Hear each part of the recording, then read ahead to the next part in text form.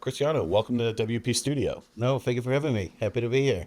Let's just dive right in. We want to talk about your company, which is involved in so much and increasingly in more.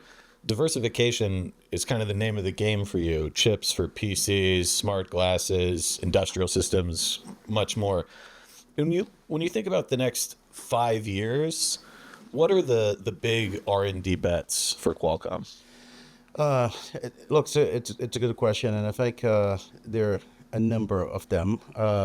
It kind of follow the trends of different industries that we enter. Maybe it's easier for me to just to provide some context.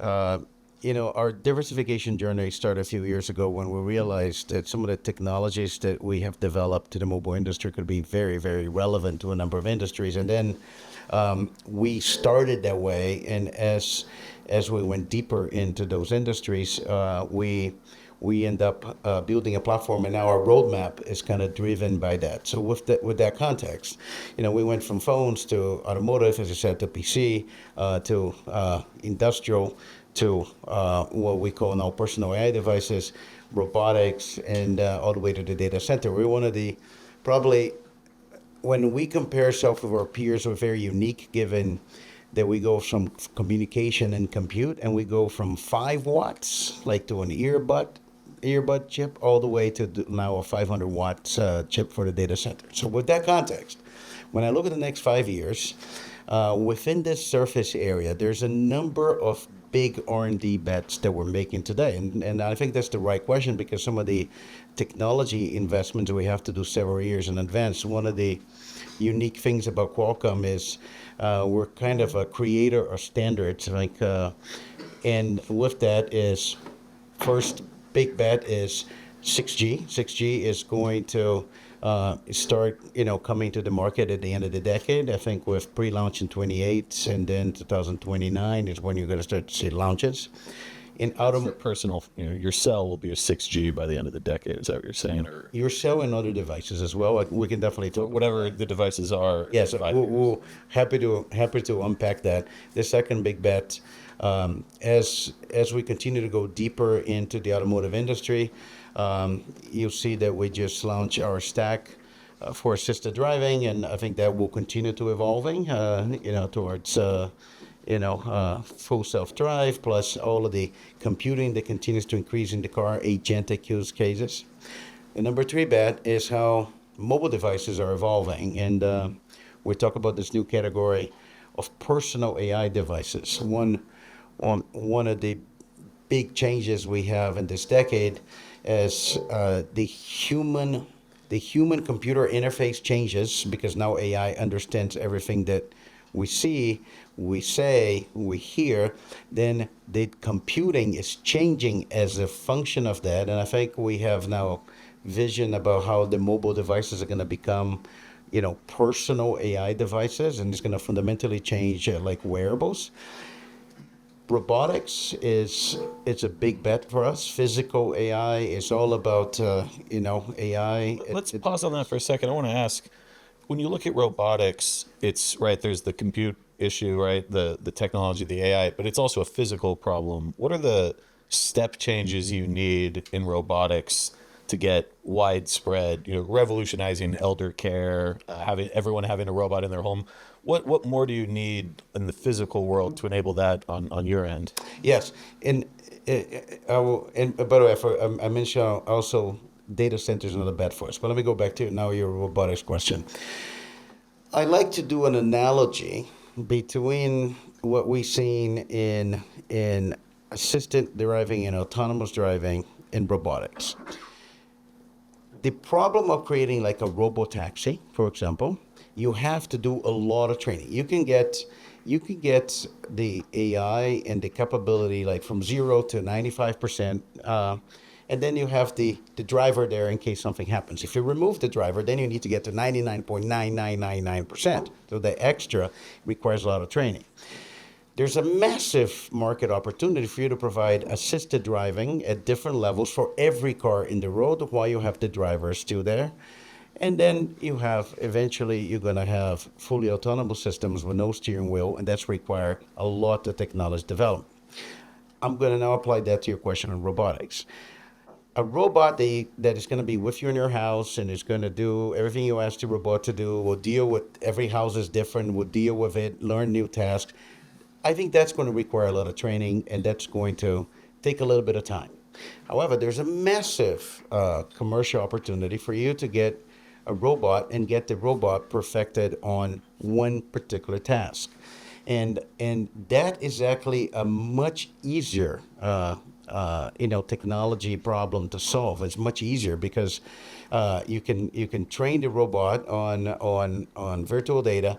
Then you can do what we call teleoperations to get the human to do the task, and then that's physical AI. You're training on that, and then you get the robot to do that task. And we see now a number of interest applications. For example, when you think about an AMR robot, a robot with two wheels, then knows how to navigate indoor and two arms.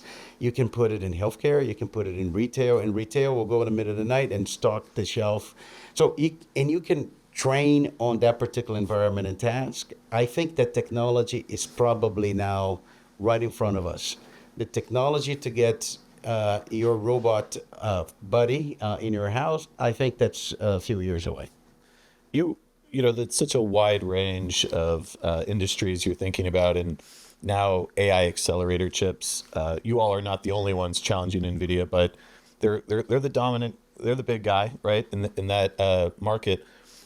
Give me a sense of the scale of your ambition. What do you want this market to look like a few years from now compared to the big two right now? Yes. So first, I'll answer the question. Look, for us, there's a massive opportunity at the edge. I think we started talking about AI at the edge before it was popular. Now everybody's talking about it, but the cloud will continue to be like a massive addressable market. So for us, we don't need to get a lot. We just needed to get a portion of that, and I think there's room for many players. There's a lot of interest in competition. But the second part of what I'm going to tell you right now is actually more relevant. The evolution of the data center, when you go from creation of AI, let's say that's training, into putting AI to production, and all of those data centers, all of those investments, they are eager to start doing inference because that's how you're going to monetize all of that investment.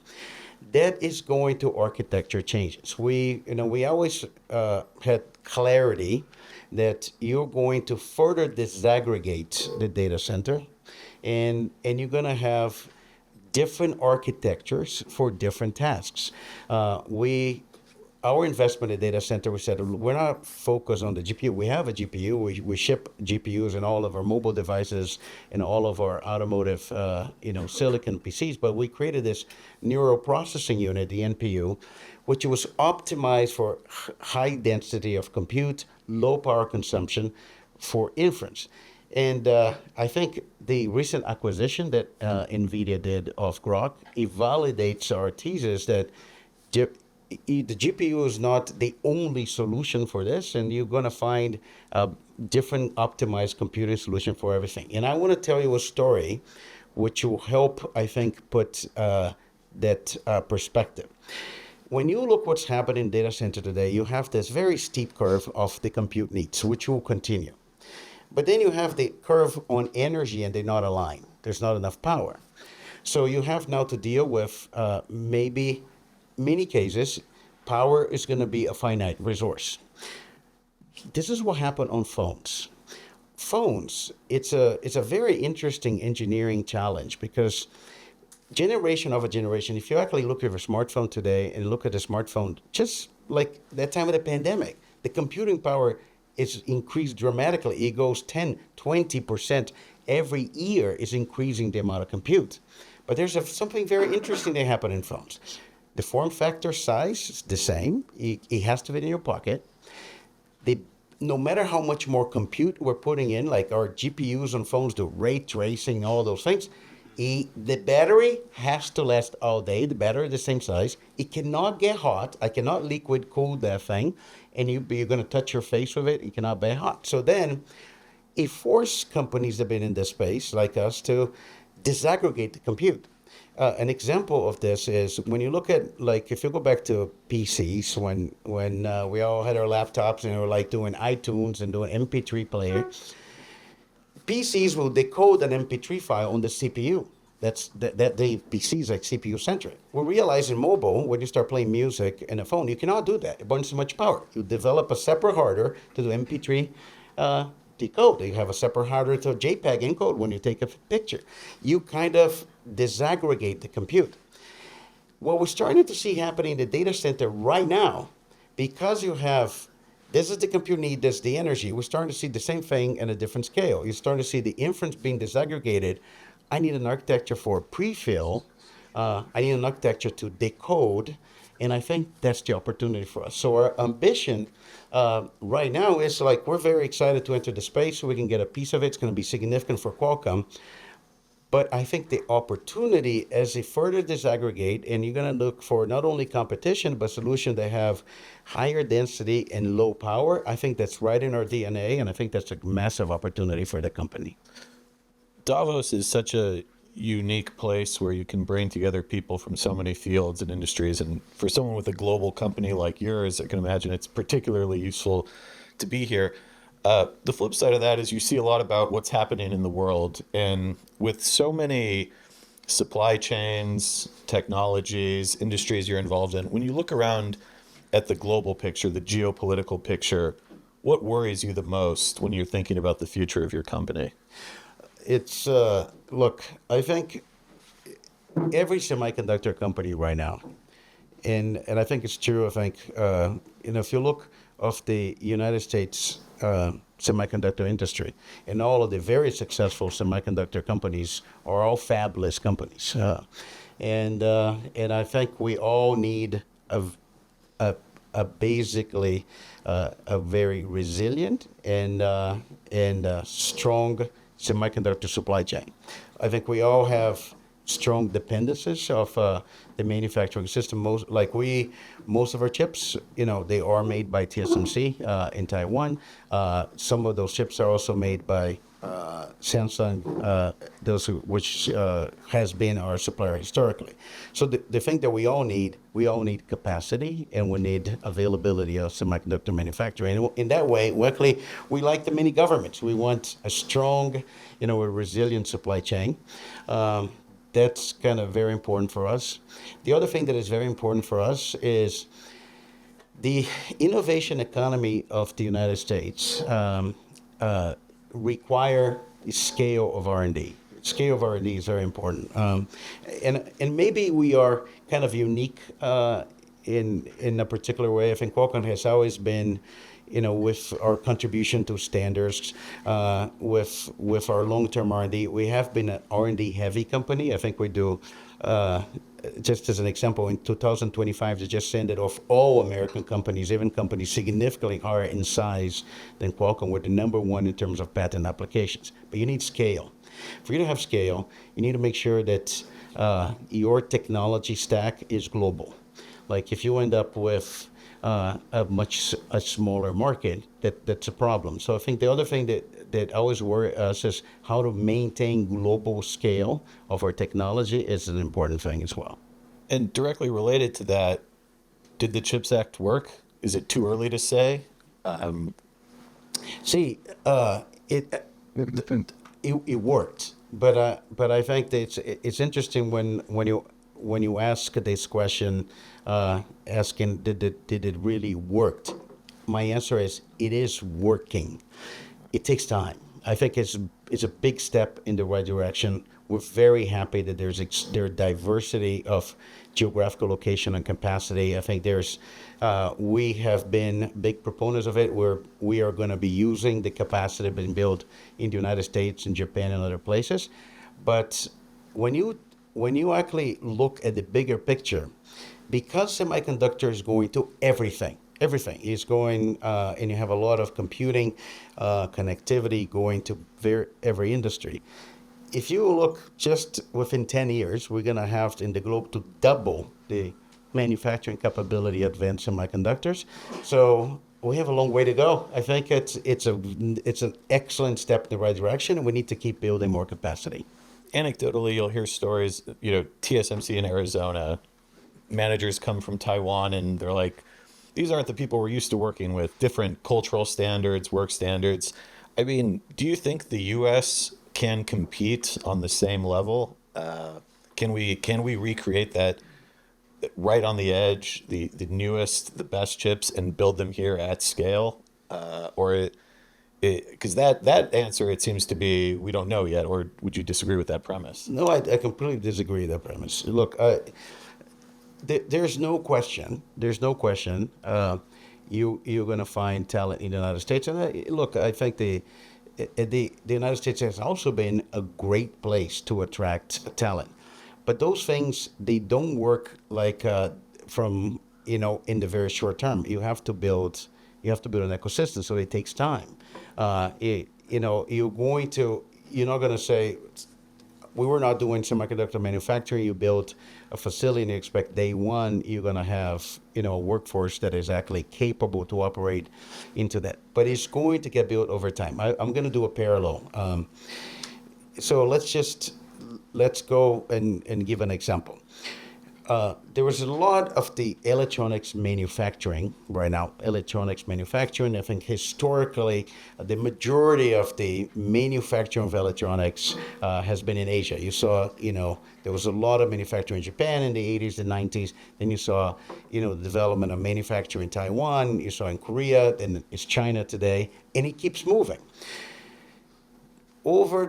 If you look about 8 years ago, there was a lot of companies start manufacturing electronics in Vietnam. Of course, in the very beginning, you didn't have an ecosystem. A lot of the components will come in from China. Now, as scale got built, you started to see an ecosystem of components. Now, for example, Vietnam it's a hub for manufacturing. You also see now, for example, some electronics manufacturers going to India. You see some of the companies say we're going to make phones in India. And then it's not as mature, but you start developing an ecosystem. As you continue to build capacity on TSMC Arizona, on Samsung Taylor, Texas, on things that already existed like Micron that does manufacturing, you're going to start developing an ecosystem. Not only the availability of skilled labor, but suppliers of materials into the foundries. They're going to be developing around that region. So it just takes time. We're important in those things to have direction of a policy and be prepared to be investing for the long term.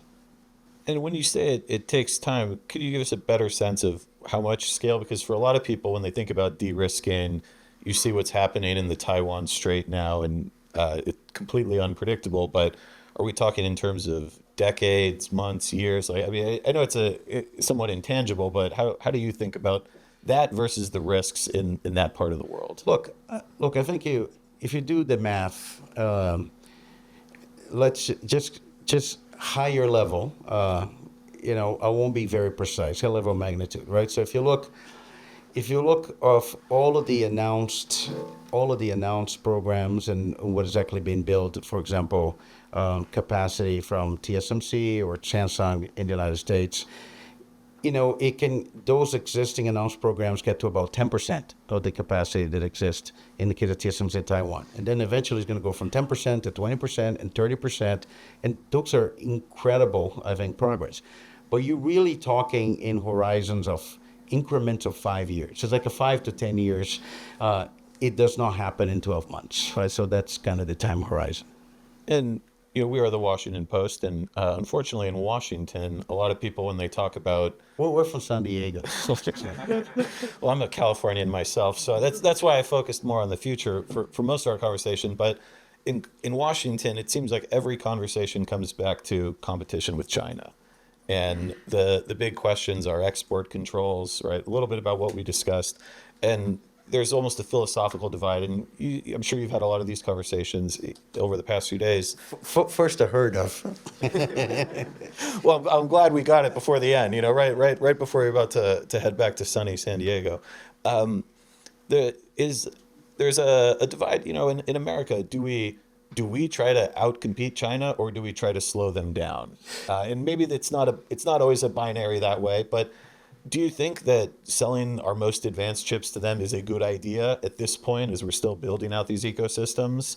Or if not any particular chip or any particular policy, take us through how you think about the competition from China and the challenge to American firms like yours. Okay, so it's an interesting question, and maybe I will provide a Qualcomm perspective on it, right? Because you probably hear often, I think you often in the industry, and if you look at certain industries that have been dealing with a lot of competition between, for example, American companies and Chinese companies, you see like the competition happens, especially in markets such as Latin America, Southeast Asia, Middle East Africa, Eastern Europe. You see that in those places you have the full stack of companies and companies from China. You see that the competition from Europe, competition like the best example of this, if you look at the automotive industry right now, and we're very fortunate to be providing chips to all of the automotive companies. We actually all the Chinese companies, use our chips into their AVs, and you see the competition in those markets across the European automakers, the Japanese automakers, the American, the Chinese, and often you talk about the speed of some of those Chinese competitors. They talk about China's speed. So the interesting thing is go back in the mobile industry, and there was in the transition from feature phone to smartphone, a lot of Chinese companies entered the phone market, and they became quite successful. I think alongside companies like Apple, Samsung, you see companies like Xiaomi, and the mobile market has been a super competitive environment. Like we always had competitors, and the interesting thing is we survived. If you actually go to China, and if you look at like the China domestic market today, you see that a lot of the China phones, they use Snapdragon. Then they went very competitive to cars. They use our chips, and they had some of those. We're not talking about data center chips. We're talking about consumer electronics chips, which they have alternatives. They had alternatives from China, from Taiwan, and we survived. And I think what happened is, I'll say, we learned how to be competitive in China. And I think we always thought, if there's always going to be competition, but if we can be competitive not only at home, but we also be competitive in China, and we win in marketplace in China, then we know like we're globally competitive. So to some extent, I actually think we have benefited in a way for the global competition of technology stacks, because competition is a great thing. Actually, it taught us how to always remain competitive, always to reinvent ourselves. Not like we can't become complacent, especially in the mobile business. I often say the mobile business is like gladiator business, because we have to do a new chip every single year. If we have a great chip this year, it means nothing, because next year we have to do another one. It's like the gladiator. You go to the Coliseum, three possible outcomes: win, lose, both lose. And then if you win, next year you have to go to Coliseum again. So that's how we think about competition with China. And look, there's always going to be competition. U.S. and China, it's going to be an interesting relationship, because the economies are connected. There are some dependencies that will continue to be there. There are going to be some decoupling in some areas. I think that's the reality. The companies need to adapt.